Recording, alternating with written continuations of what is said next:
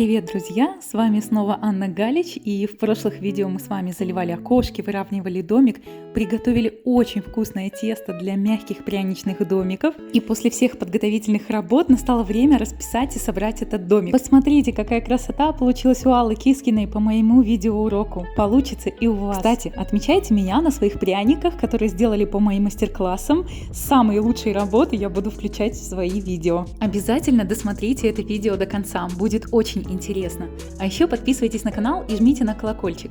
И если у вас будут возникать вопросы по мастер-классу, пишите их, пожалуйста, в комментарии. Я всегда стараюсь отвечать. Примерно через 15 минут изомальтовые окошки полностью остыли, и можно приступать к росписи. Обратите внимание, что если помещение очень влажно, часто это бывает в летний период, то изомальтовые окошки могут потечь. И в таком случае не ложите их на бумажку, иначе бумажка приклеится к ним, и вам будет сложно что-то с этим сделать. Сами пряники тоже уже остыли, подсохли, и мы можем переходить к заливке. Для этого нам потребуется базовая глазурь белого цвета с насадкой номер 2. Кончик обязательно прячем под влажное полотенце. А также нам потребуется шило или зубочистка. Если вы делаете это впервые, то советую процарапать линию обводки при помощи шила. Также можно сделать это острыми ножничками. Мы отступаем от края примерно 5 или 7 мм, это зависит от высоты пряника. Чем пряник выше, тем отступ должен быть сильнее. Для того, чтобы линия обводки легла не вот тут вот снизу, а чуть выше. Если мы отсадим ее слишком низко, то глазурь впоследствии может просто вытекать. Тут у меня довольно высокий пряник, поэтому я отступаю примерно 7 мм. И процарапываю линию. Когда вы набьете руку, этих линий проводить не нужно, делайте на глаз. Затем приложите шаблон и процарапайте дверь. Делайте это только на одном фасаде, на переднем. Эта линия не должна быть глубокой или какой-то особенно красивой. Она должна быть просто видимой, чтобы вы удобно отсаживали глазурь. Стряхиваем все крошки, они вам помешают в росписи, будут попадать в глазурь и некрасиво на ней оставаться. В мешке у меня базовая глазурь. Я касаюсь кончиком насадки пряника и начинаю нажимать на мешок. Поднимаюсь примерно на 2-3 см, довольно высоко. Это необходимо, чтобы линия получилась ровная. И мягко с провисанием укладываю глазурь вот по той линии, которую процарапывала ранее. Прекращаю давить, ставлю точку. Вот этот хвостик мне не нужен, я подправлю его при помощи шила. Затем приклеиваюсь к кончику глазури, начинаю давить и опять же поднимаюсь как можно выше. Старайтесь, чтобы из-под глазури не было видно процарапанной линии. Теперь дверь. Тут уже высоко подниматься не получится, но как минимум на сантиметр необходимо, иначе дверь будет кривая. Прекращаю давить, убираю в сторону. Если образовываются некрасивые пики, подправляем их при помощи шила или зубочистки. И теперь окошко.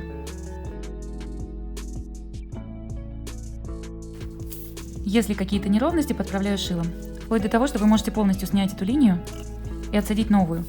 Главное, ошибки снимать не во внешнюю сторону, а во внутреннюю, для того, чтобы не испачкать вот это место. Передний фасад готов, отправляем его в сторону, делаем это при помощи палочки. Либо берем сбоку, вот таким образом. Если вы возьмете сверху, то вы травмируете обводку. И сделаем обводки на заднем фасаде. Теперь обводим торцы.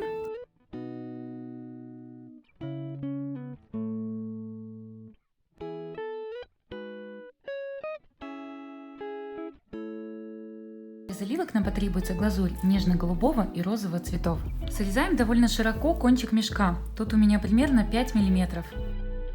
Я дублирую линию обводки. И быстро возвращаюсь в то место, откуда я начинала. Если не сделать этого, то глазурь вот в этом месте начнет быстро подсыхать и будут некрасивые линии. Лью довольно много. Если отсадить в этих местах мало глазури, то она не сможет красиво растечься и будут волны. Также волны возможны, если вы неправильно посчитали консистенцию. То есть, если она слишком густая, глазури будет трудно растекаться. Двигаюсь из стороны в сторону. Насадка не шкрябает по дну пряника, но и не льет сверху. Она находится как бы внутри вот этой полости, и за счет движения из стороны в сторону глазурь равномерно растекается. Быстренько прокалываем пузыри, у нас на это есть буквально пару секунд. И если это делать долго, то вы получите некрасивые точки на поверхности глазури. Если глазурь до конца не растеклась, то вы можете подвигать пряник из стороны в сторону. Для этого аккуратно возьмите его на руки и вот так вот подвигайте. Какая красота! Аналогичным образом заливаем торцевые части домика и задний фасад. Также можно стучать пряником по руке. Главное, не делайте это по столу, иначе он может просто поломаться. И будьте осторожны, чтобы глазурь не стекла с пряника. Вот она, ровная, красивая, блестящая глазурь. После заливки старайтесь пряники быстро убрать на поднос. Когда пряник покроется тонкой корочкой, это произойдет довольно быстро, в течение примерно 15-20 минут. Если вы такой пряник тронете, то лужа, которая в центре находится, начнет двигаться, а корочка потрескается. Теперь заливаем крыши. То же самое обводим по контуру. Делаем это очень быстро. И заполняем центр движениями из стороны в сторону. Глазурь довольно густая, это на счет 10. Поэтому растекается не так быстро, но это неплохо. Если вы нальете глазури слишком много, и, например, пряник неровный, а глазурь немного жидкая, то она может просто потечь. Посмотрите, вот тут пространство не заполнилось, я могу подтянуть шилом. Вот такими круговыми движениями. Пику вывожу в сторону. Вот в этом месте глазурь сейчас потечет. Нужно убрать излишки. Делать это можно также при помощи влажной кисти. Такое бывает, когда пряник слишком высокий и закругляется, либо неровный. Либо слишком жидкая глазурь и дамба слишком тонкая. В этом смысле, конечно, для обводок предпочтительнее насадка номер 2. Пока пряники сохнут, примерно через 5 минут подойдите еще раз к прянику и посмотрите, не продолжает ли течь глазурь в этом месте. Если продолжает течь, опять же, снимайте ее шилом или кисточкой. Как только голубой цвет покрылся вот тут вот тонкой пленочкой, мы можем залить дверь белой заливочной глазурью. Затем вибрирующими круговыми движениями распределяем глазурь равномерно по двери. Возьмем в руки и немножечко подвигаем из стороны в сторону, чтобы дверь стала ровной. Делаем это осторожно, чтобы пряник не провисал, потому что за счет того, что пряник выгибается, вот эта тонкая пленочка может потрескаться. Аккуратно укладываем его и отправляем сушиться на 5-7 часов.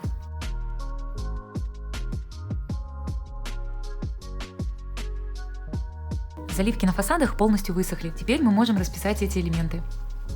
Начнем с окошек. Берем базовую глазурь, насадка номер 2. И очень аккуратно отсаживаем внутренние части окошек.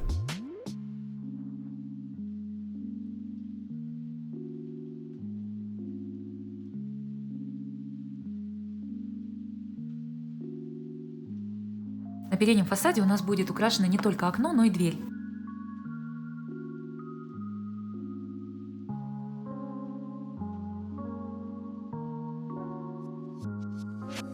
Теперь дождемся полного высыхания вот этих элементов из базовой глазури, и только после этого можем переходить к заливке внешних частей окошек. На эту просушку может потребоваться примерно 5-10 минут.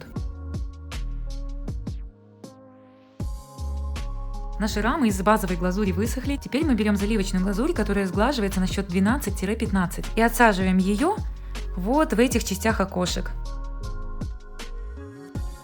И довольно тонким слоем наносим глазурь.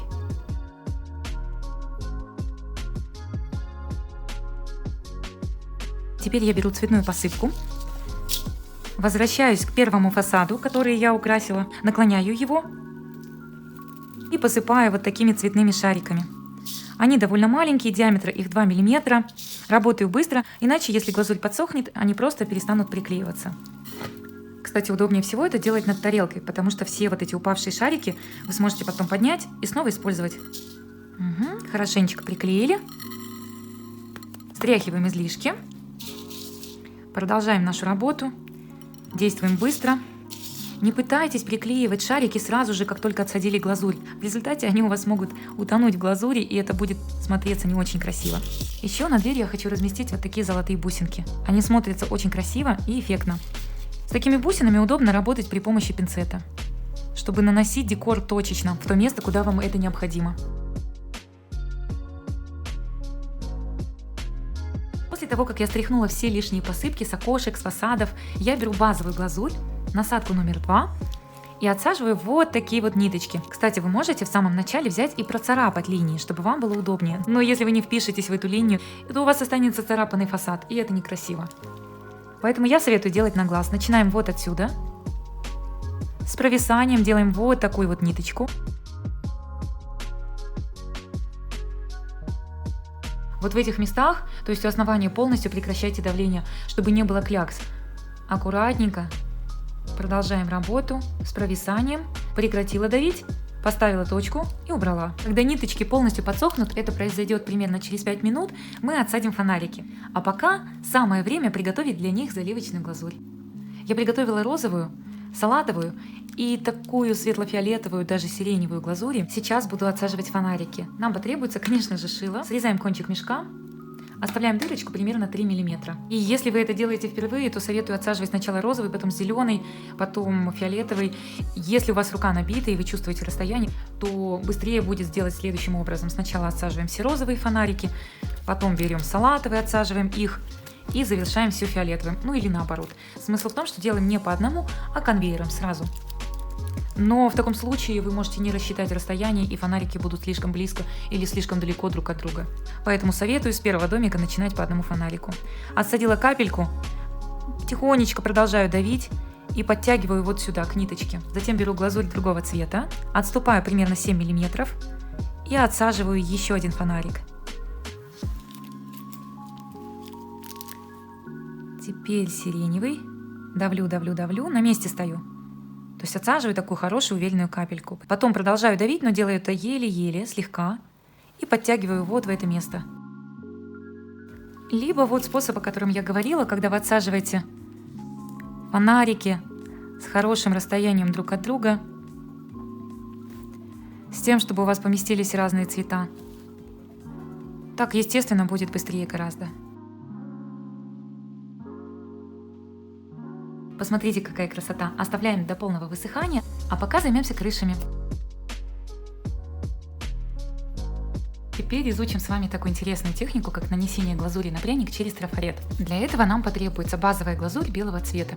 Это мастихин, также вы можете взять любую линейку или кондитерскую лопатку. Трафареты пластиковые, их я покупаю в магазинах для рукоделия, вроде Леонардо и других. Они многоразовые. Если вы будете их аккуратно мыть, не шоркать, а промакивать, то рисунок не будет выгибаться, и такой трафарет сохранится на долгие-долгие годы. Это сахар и сами пряники, которые мы будем расписывать. В нашей ситуации это 2 детали для крыши. Тарелка нам потребуется для того, чтобы сахар не разлетался по столу и по комнате, а собирался в одном месте. Обратите внимание, что на трафарете тот фрагмент, который мне не нужен, я заклеила малярным скотчем. Именно малярным, не обычным. Снимаю переходник для того, чтобы выдавить глазурь. Распределяю равномерно трафарет по прянику. Отсаживаю глазурь, она должна быть именно базовой. Если у вас слишком жидкая глазурь, она будет затекать под трафарет, и красивого отпечатка не получится.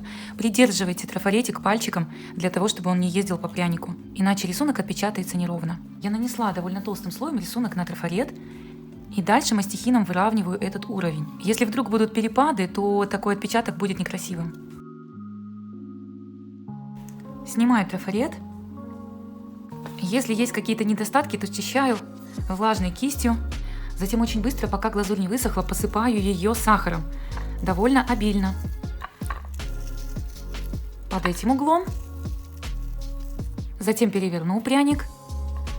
И под другим углом тоже. Оставляю до полного высыхания. Это произойдет очень быстро, минут 5 будет достаточно. Только после того, как вы украсили первую деталь сахаром, вы можете переходить ко второй.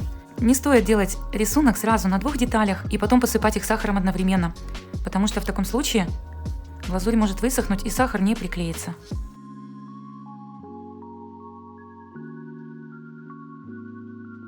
Снимаем, пока мокро, быстренько. Иногда образуются вот такие пики. Обратите внимание, вот тут. Просто примните их пальчиком аккуратненько. Либо скорректируйте рисунок при помощи кисточки. Быстренько посыпаем сахаром. Ждем 5 минут и можно собирать домик. Трафарет же стоит сейчас пойти и вымыть под проточной водой, пока глазурь полностью не высохла. Если вам нужно сразу же работать этим трафаретом, то подсушите его при помощи бумажных полотенец. Вот таким образом. Убедитесь, что он полностью сухой, и можно переходить на пряники. Влажным трафаретом по пряникам никогда не работайте, иначе глазурь разъест водой. Глазурь полностью высохла, можно стряхнуть сахар. Переворачиваем пряник и стучим по нему. Можно также помочь себе кисточкой. Переходим к установке пряничного домика. Для этого нам потребуется подставка, которую мы загрунтовали, и она уже полностью просохла. Все фасады тоже сухие, тоже уже расписанные, готовые стать домиком. Крыши. Кисть синтетическая номер 8 или 6. шило. Базовая глазурь коричневого цвета в мешке, без насадки. Мы просто срезаем кончик довольно широко, это важно. Примерно полсантиметра. Глазурь должна быть именно базовой, то есть густая глазурь не склеит ваш дом, жидкая тем более, а базовая же подойдет идеально. Если кончик срежете слишком толсто, то это будет некрасиво. Если слишком тонко, то ничего не получится. Первое, что сделаем, это наметим линию установки домика. Ну, предположим, передний фасад мы поставим в это место. Боковушка встанет вот сюда, за передним фасадом. Подставляем задний фасад. И что мы видим? Что у нас все отлично. Домик стоит хорошо. Сзади у нас остается как минимум 2 сантиметра. Это очень важно. Почему? Потому что если крыша будет выходить за границы подложки, то такой домик при транспортировке в коробке может поломаться. И еще одна штука, которую мы должны проверить, это поместятся ли елочки. Елочки помещаются, все идеально. Намечаем линии, чтобы в самый ответственный момент не волноваться и поставить стены туда, куда нам это нужно. Елочку пока уберем, чтобы не поломать. Собираем, кстати, коричневой глазурью. Почему? Чтобы стыки были не так заметны, как если бы мы это делали белой глазурью. Первый элемент, куда мы нанесем глазурь, это боковушка. Обратите внимание, не установите случайно вот так, вверх ногами. То есть подумайте, куда он у вас станет. Вот сюда. Смазываем вот эту часть. Посмотрите, толстый жгутик. И работаем очень быстро. Если он засохнет, то все будет плохо. Также смазываем низ вот этого элемента.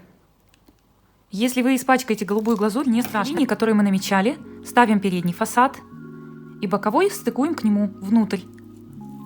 Давайте сбоку вам покажу. Видите, ушло немножко. Подвинем. У нас есть на это буквально несколько секунд. Слишком сильно не давим, потому что в таком случае глазурь вся выдавится и нечему домик будет держать. Теперь быстренько клеим вот этот элемент. Посмотрите, пожалуйста, вот тут вот он будет касаться в этом месте. И снизу. Устанавливаем. Смотрим, чтобы было ровно. У нас есть время скорректировать это. И быстренько устанавливаем задний фасад. Смазываем домик вот в этих местах. На этом этапе я особо не забочусь о красоте, потому что все это можно почистить кисточкой. Вот видите, боковушки выпирают. У нас есть возможность их немного подвинуть. И повторюсь, на это у нас есть максимум полминуты, не более. Потому что глазурь начнет подсыхать, и если мы провороним, то она уже начнет трескаться. Быстренько берем синтетическую кисть и подчищаем швы. Вот таким вот образом. Оставшуюся глазурь не слизываем, естественно, очистим о полотенчик. Или вот я собираю вот так в руку, а потом уже руку очищаю о влажное полотенце. Работаем быстро, а то сейчас пойдут крошки. Это и некрасиво, и ненадежно. Стены стоят, я вот тут вот внизу вижу дырки, можно замазать. Но в любом случае у нас там будет еще снег, поэтому сильно не переживайте на этот счет. Теперь крыша. Опять же проверьте, чтобы не было кверх ногами. Я хочу этот элемент расположить вот таким вот образом. Проверяем, все на месте, все хорошо. И смазываем глазурью вот эти места. Глазурь не сверху вот так вот отсаживайте, а прям вклеивайте, то есть чуть-чуть с нажимом. И вот в этом месте, не сверху, не сбоку, а как бы по диагонали. Лучше отсадите двойной слой. Даже тройной. Так будет надежнее. Стыкуем две детали, чтобы было ровно. Смотрим, чтобы спереди было нависание хотя бы сантиметр. И также сзади проверьте. Просто наклонитесь и посмотрите туда. То есть вот тут вот должно свисать немножко. Вот так. Все готово. Немножечко придавим. Посмотрим, как она лежит. Нет ли дырок, не плывет ли она. Плывет в основном из-за того, что либо консистенция слишком жидкая, либо очень много глазури налили. Сугробы, в принципе, можно сразу наносить, и я так и делаю. Но если вы новичок, если это ваш первый в жизни дом, я думаю, что вы волнуетесь, что дом развалится. В этом нет ничего страшного. Если он развалится, вы просто счищаете глазурь и снова все устанавливаете. По секрету говоря, он может развалиться всего лишь в нескольких случаях. 3 из них я вам уже описала. Это слишком жидкая глазурь, слишком густая глазурь и слишком маленький слой глазури между элементами. 4-я причина – это когда вы слишком долго его устанавливаете. То есть вам нужно работать как можно быстрее. Установили и успокоились. Если я сейчас буду его двигать, там куда-то надавливать, проверять, как там крыша, то глазурь, которая уже перестала быть липкой, но еще не полностью высохла, просто отскочит от пряников друг от друга, и домик начнет разваливаться. Поэтому поставили, успокоились, и либо отсаживаем бусинки, снег, либо, если вы волнуетесь, то дайте ему полностью высохнуть, после чего украшайте.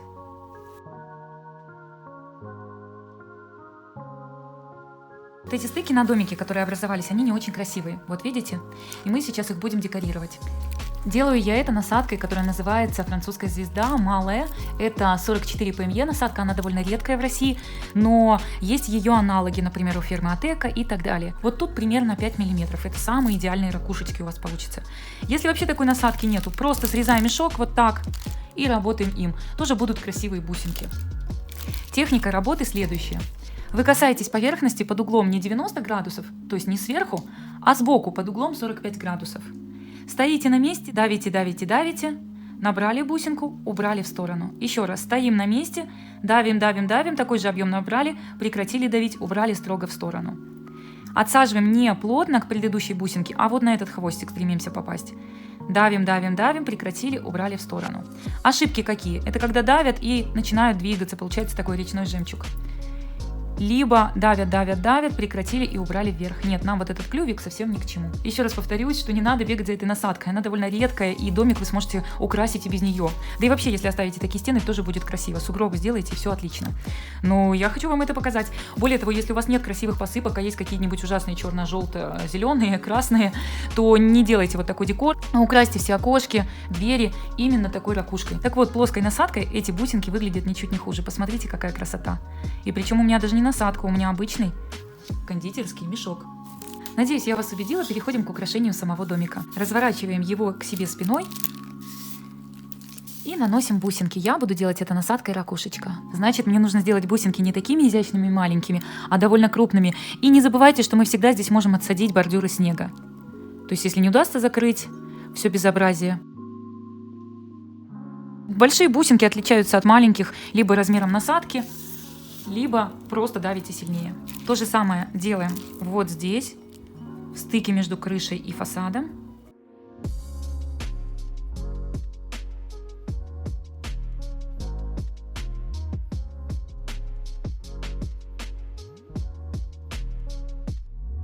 Почти готово, мы уже у финишной прямой. Самое время показать вам сугробы. Я беру мешок с довольно большим отверстием, там примерно 5 мм.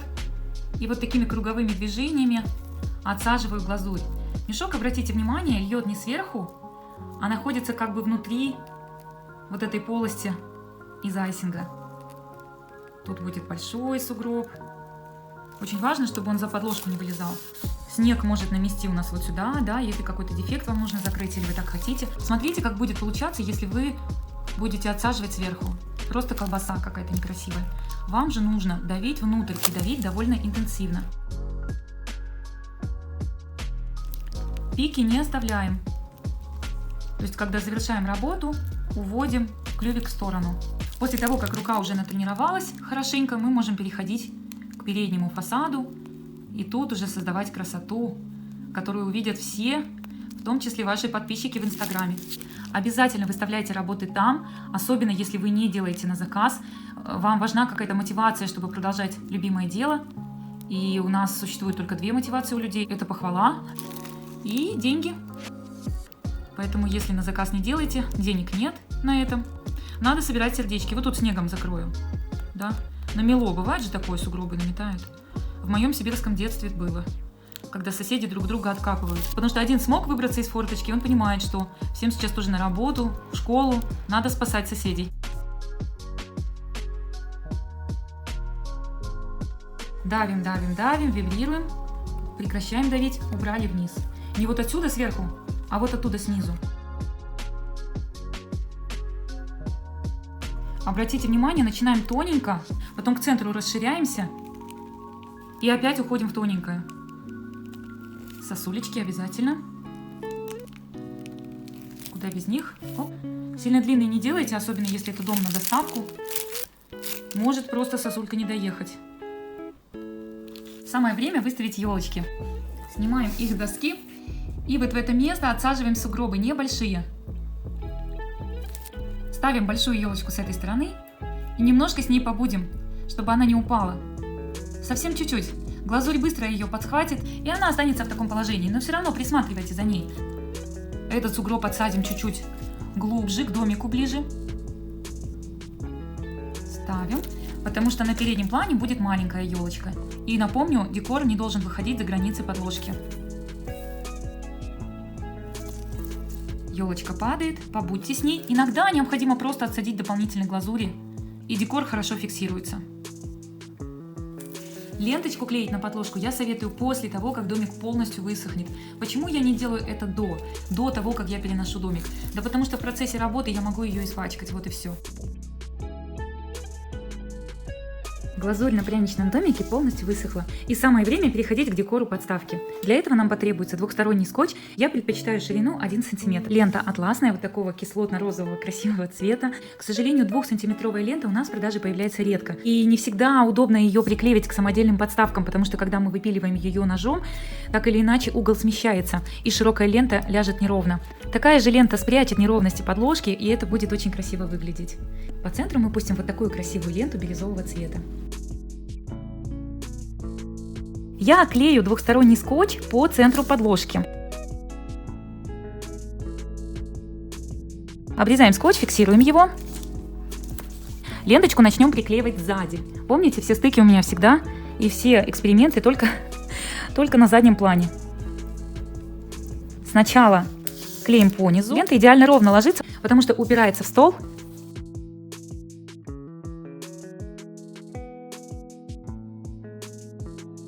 Обратите внимание, я делаю небольшое выпирание ленты. Буквально на 2 мм она поднимается вверх. На кончик приклеиваю вот с этой лицевой стороны скотч. Обрезаю излишки. Вообще старайтесь, чтобы скотч нигде не выглядывал, потому что на него может липнуть вся грязь и пыль. Сняла защитную пленку. Вот так вот подгибаю ленту, на которой у меня скотч, внутрь. И хорошенько натягиваю. В принципе, можно остановиться. Красивая, замечательная подложка. Все эстетично, никто не видит строительный материал. Но хочется же всегда красивее, чтобы было. И поэтому мы поддержим вот этот голубой, такой нежно даже бирюзовый цвет. Я разрезаю скотч на 2 части. Отступаю от края ленточки примерно 15 сантиметров. И фиксирую скотч вот тут. Отступаю еще примерно 10 сантиметров и еще раз фиксирую. Друзья, все ссылки на рецепты и мастер-классы по пряникам и пряничным домикам вы найдете в закрепленном комментарии под этим видео. И если вам понравился мой мастер-класс, пожалуйста, поделитесь им в любой своей социальной сети, в группе ВКонтакте или в Телеграме. Это очень поможет продвижению моего канала. И вот такой милый наборчик вы тоже можете сделать по моему мастер-классу на YouTube-канале. Ссылка уже в закрепленном комментарии. Подписывайтесь на канал, жмите на колокольчик, чтобы всегда вовремя получать уведомления о новых видео. Если у вас возникли вопросы по пряничным домикам, пишите их в комментариях, я всегда стараюсь отвечать.